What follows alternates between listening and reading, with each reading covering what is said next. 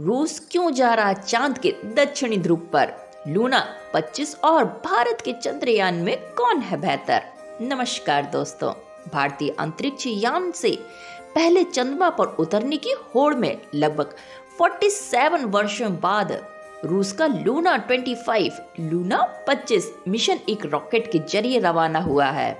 सुदूर पूर्व में रूस के अंतरिक्ष यान से चंद्रमा के लिए लूना 25 यान का प्रक्षेपण 1976 के बाद रूस का पहला प्रक्षेपण है। रूसी चंद्र लैंडर के 23 अगस्त को चंद्रमा पर पहुंचने की उम्मीद है और उसी दिन भारतीय यान के भी चंद्रमा पर पहुंचने की उम्मीद है। तो आइए फिर जानते हैं चंद्रयान और लूना 25 में अंतर क्या है। कुछ पॉइंटों में हम नजर डालते हैं। फिर रूस ने चंद्रमा के दक्षिणी ध्रुव पर अपना लैंडर उतराने के लिए लूना 25 मिशन लॉन्च किया। भारत का चंद्रयान 3 इस समय चंद्रमा की कक्षा में है। 23 यानी कि 23 अगस्त को यह स्पेसक्राफ्ट चांद पर उतरेगा।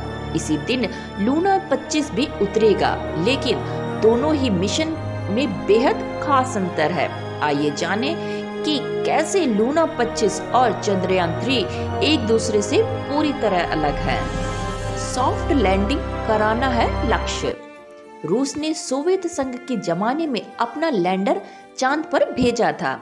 अभी तक सोवियत संघ, अमेरिका और चीन ही वह देश हैं जो चांद पर गए हैं, लेकिन इसके दक्षिणी ध्रुव में कोई भी देश नहीं पहुंचा। रूस और भारत दोनों ही देश यहाँ पर सॉफ्ट लैंडिंग कराना चाहते हैं। लूना 25 की स्पीड ज्यादा है, इसीलिए वह 5.5 यानी कि 5.5 दिनों में ही चांद की कक्षा में पहुंच जाएगा। लूना 25 और चंद्रयान 3 में कितना है वजन, जानते हैं इसके बारे में। रूस के सोयुज 2.1 डी रॉकेट के जरिए लूना 25 को लॉन्च किया गया है। वहीं अगर चंद्रयान 3 की बात करें तो इसकी लॉन्चिंग LVM-3M4 रॉकेट के जरिए लॉन्च किया गया है। लूना 25 का वजन 1600 किलोग्राम है, वहीं चंद्रयान 3 का वजन 1752 किलोग्राम है, जिसमें 26 किलोग्राम का रोवर भी शामिल है। वैसे तो फिलहाल में मैंने एक अपने प्रीवियस वीडियो में रोवर का जिक्र किया है कि रोवर क्या होते हैं। अगर आपने वो वीडियो नहीं देखा है तो कोई बात नहीं, मैं इसमें भी आपको बता देती हूँ कि रोवर एक ऐसा वाहन होता है जो खगोलीय यानी कि पर्टिकुलर ऐसे बनाए जाते हैं जिनको अंतरिक्ष किसी दूसरे ग्रह पर भेजा जा सके।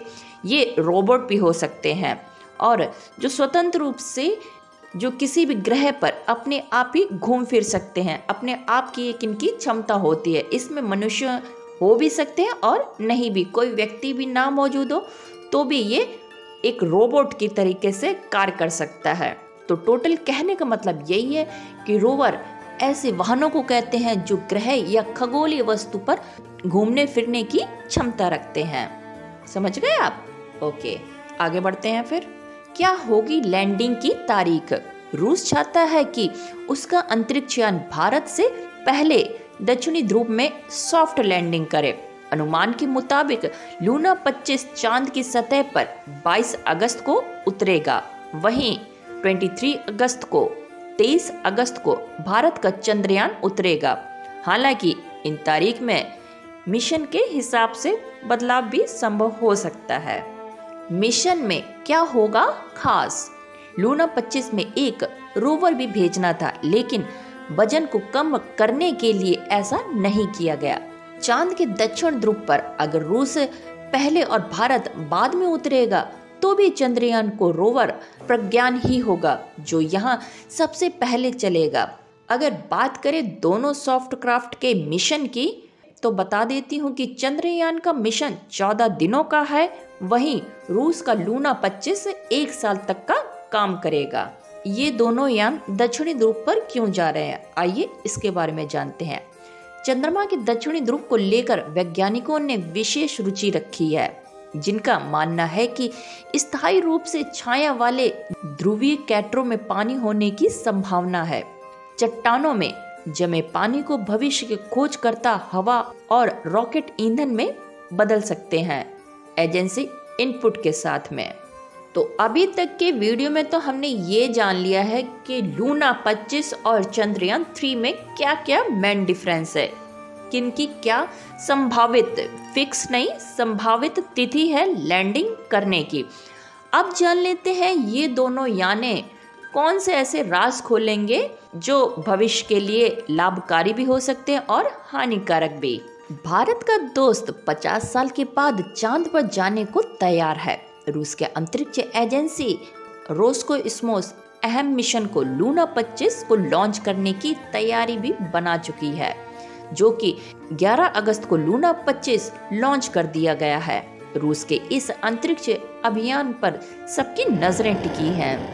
भारत के बाद रूस, भारत के चंद्रयान 3 के साथ ही अंतरिक्ष की तरफ जाने की होड़ मच गई है। सौरमंडल के ग्रहों, चंद्रमा समेत इसकी हर बारीकी को जानने के लिए हर देश बेकरार हो रहा है। रूस भी इन देशों की श्रेणी में आ गया है। 11 अगस्त को लूना 25 के साथ ही रूस अंतरिक्ष मिशन में वापसी करने वाली है। करीब 5 दशक के बाद रूस का यह मिशन अब लॉन्च हो रहा है। तब भारत के चंद्रयान 3 को लॉन्च किए कुछ ही हफ्ते हुए हैं। रूस का लूना 25 भी चंद्रमा के दक्षिण ध्रुव पर उतरने की योजना के साथ रवाना हो चुका है। सन 1976 के बाद पहला लूना 25 लैंडर के साथ रूस सोवियत दौर के चंद्र मिशन को फिर से शुरू करने जा रहा है। रूसी अंतरिक्ष एजेंसी ने कहा है कि लूना 25 को रूस के पूर्व में वास्तुवचन कॉस्मोड्रोम में सोयूज रॉकेट के जरिए 11 अगस्त को लॉन्च कर दिया गया है। लूना 25 सॉफ्ट लैंडिंग के मकसद के साथ रवाना होगा। यह दक्षिणी हिस्से में मिट्टी के नमूने लेना और उनका विश्लेषण करेगा। इसके अलावा एक लंबे समय तक चलने वाली रिसर्च के लिए भी पूरा किया जाएगा। 4 पैरों वाले लैंडर का वजन करीब 800 किलोग्राम है। इसके चंद्रमा के दक्षिणी ध्रुव के क्षेत्र को छूने की उम्मीद है। चांद पर लैंडिंग ज्यादातर चंद्र भूमध्य रेखा के पास होती है। जो भूमध्य रेखा आप जानते होंगे, पढ़ा है आप सभी लोगों ने, उस रेखा के पास होती है। यह लॉन्चिंग प्रोग्राम रूस के नए चंद्र कार्यक्रम का पहला मिशन है।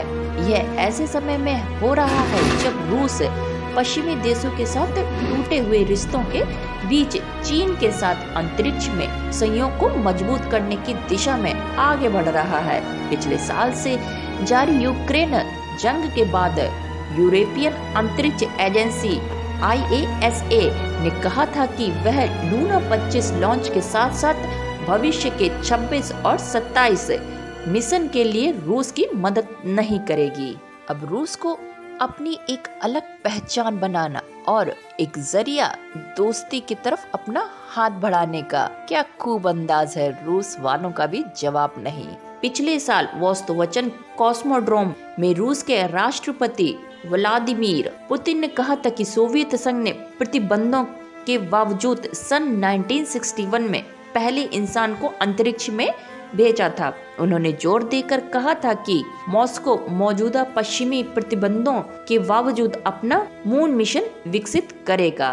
तो ये था वीडियो चंद्रयान 3 और लूना 25 के बारे में। इन दोनों यानों में कौन सा मेजर डिफरेंट है, कौन किस डेट पे लॉन्च करेगा और किसमें कितना वजन है, और चंद्रमा में मिट्टी, जलवायु आदि का पता लगाने के लिए। उम्मीद है आपको आज का वीडियो पसंद आया होगा।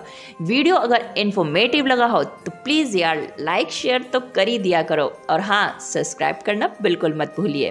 तो फिर मिलते हैं किसी और वीडियो में, तब तक के लिए बाय बाय, टेक केयर।